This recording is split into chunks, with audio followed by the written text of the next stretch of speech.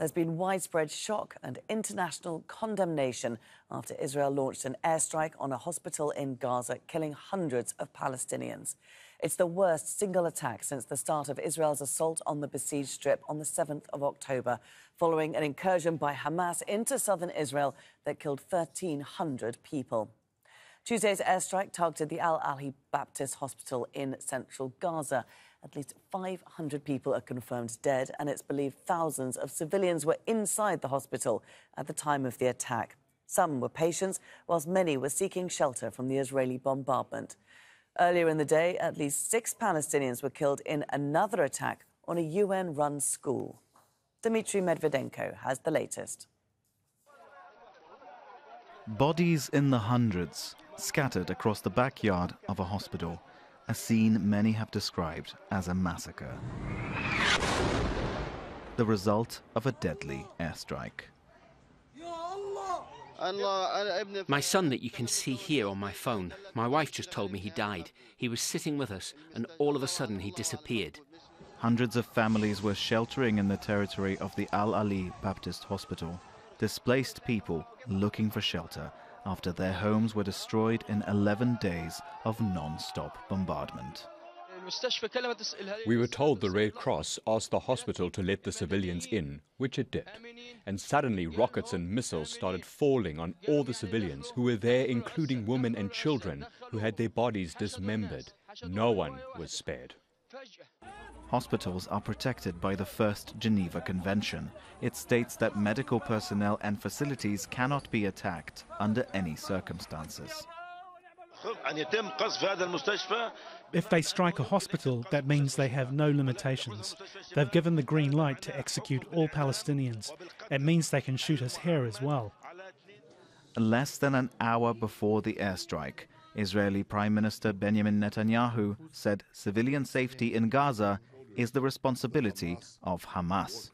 They're committing a double war crime, attacking civilians, hiding behind civilians as human shields. The entire world should condemn it and should support Israel in its just war. This strike comes just hours after a UN-protected school was hit, killing at least 6 people.